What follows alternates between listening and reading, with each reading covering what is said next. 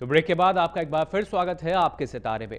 आज हम यहाँ बात कर रहे हैं कि दीपावली को कैसे शुभ मनाया वाकई और किस तरह से जो लक्ष्मी जी की कृपा है वो आप पे बरस सके। और उसके लिए हमारे साथ यहाँ प्रदीप जी मौजूद हैं। लगातार हम वो आपको टिप्स दे रहे हैं और कहीं ना कहीं वो जो टिप्स हैं यकीनन आपके लिए बेहद प्रभावशाली होंगी। और दोबारा एक बार हम प्रदीप जी से जानना चाहेंगे कि आपने जब भी 3-4 हमें टिप्स बताई, दक्षिणावर्ती शंख हुआ और कमल पुष्प हुआ और साथ ही श्रीरंग, इन तीनों अगर टिप्स की हम बात करें तो प्रभावशाली किसे मानते हैं? क्योंकि जो दर्शक हैं उनका यही होता है कि जो समय भी कम हो और जो टिप्स दी गई हैं जो सबसे फायदेमंद हो उसका पहले वो इस्तेमाल कर सकें। देखिए, अपनी सुविधा के अनुसार पूरा देश हमारा हिंदुस्तान जो है बहुत बड़ा हिंदुस्तान है हमारा। कोई चीज़ कहाँ पर अवेलेबल हो चाहे ना हो, इसीलिए हमने अलग अलग स्थितियाँ बताई हैं कि अलग अलग तरीके बताए हैं कि किसी क्षेत्र के अंदर कोई चीज़ उपलब्ध होती है और किसी क्षेत्र में कोई चीज़ अलग से उपलब्ध होती है। तो जिस क्षेत्र के अंदर जो चीज़ उपलब्ध हो उस चीज़ को आप साधन के रूप के अंदर प्रयोग करके अपना इस्तेमाल कर सकते हैं। अब हम आज चतुर्थ जो हमारा टिप्स है उसकी चर्चा कर लेते हैं। एक धंधा यंत्र आता है, धन देने का एक यंत्र माना जाता है इसको। कमल गट्टे की माला माँ लक्ष्मी को अति प्रिय होती है मुकुल जी। तो अगर हम कमल गट्टे की माला को बिछाकर नीचे उसके ऊपर माँ लक्ष्मी का अगर चित्र स्थापित कर दें और चित्र के साथ ही साथ उसमें अगर धंधा यंत्र भी अगर स्थापित कर दें तो उस स्थिति के अंदर धन के लिए, लक्ष्मी के लिए, वैभव के लिए एक बड़ा आसान सा एक प्रयोग है वाला जो हम दिवाली वाले दिन कर सकते हैं। अगर ये वाला उपाय हम दिवाली वाले दिन करते हैं तो उस स्थिति के अंदर भी हमारे घर में लक्ष्मी का निरंतर वास बना रहता है। तो एक बड़ा आसान सा उपाय है जो एक आम आदमी आराम से कर सकता है, बिना पैसे का उपाय है।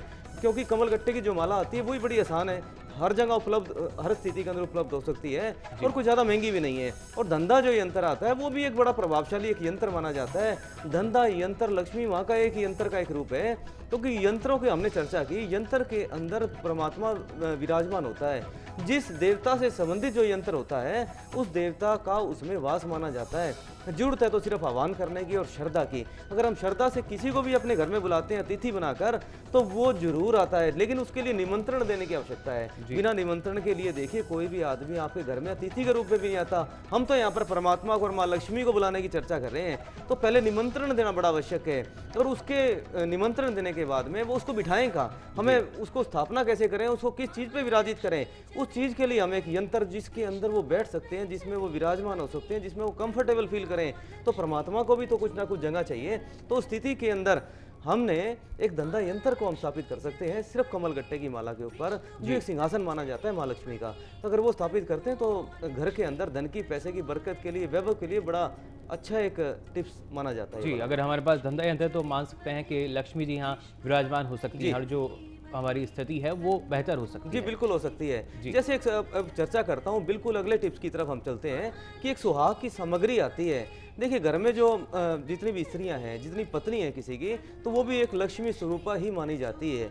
जब घर के अंदर किसी की भी शादी होकर उसकी पत्नी आती है तो वो लक्ष्मी के रूप के अंदर ही उसको प्रवेश मिलता है। तो ये कहा जाता है कि जितनी भी स्त्री है, कोई भी घर के अंदर बड़ी बुजुर्ग है या कोई भी स्त्री है, पत्नी है, उसको लक्ष्मी का दर्जा दिया जाता है। तो ऐसी स्थिति के अंदर अगर लक्ष्मी माता को दिवाली वाले दिन, दिवाली पूजन के समय अगर सुहाग की सामग्री इत्र लगाकर थोड़ा सा सेंट छिड़क दें अगर सुहाग की सामग्री के अंदर और वो माता को अर्पण कर दी जाए तो उस स्थिति के अंदर अगली सुबह आपके घर की जो पत्नी है, आपकी जो पत्नी है, जो घर के अंदर कोई भी स्त्री है, वो ही जिसने उसको अर्पण किया, अगली सुबह स्नान आदि से निवृत्त होकर माता लक्ष्मी का अगर हम उसका आशीर्वाद समझकर उस सुहाग की सामग्री को अगर हम इस्तेमाल करते हैं और उसको इस्तेमाल कर कर हम उसको पहनते हैं तो ये मानकर चलिए कि वो भी एक अचूक टोटका है एक किस्म का घर के अंदर लक्ष्मी को स्थापित करने का। क्योंकि लक्ष्मी माता के जो हमने सुहाग की सामग्री चढ़ाई, अगर आपकी पत्नी अपने आप को उसी रूप के अंदर समझकर उस चीज को प्रयोग करती है तो वो भी एक किस्म की भेंट समझी जाती है माँ लक्ष्मी के लिए। जी, मैं आपको रोकना चाहूंगा। सिरसा से एक दर्शक भले हमारे साथ यहाँ जुड़ चुके हैं। आपका बहुत बहुत स्वागत है हरियाणा न्यूज में।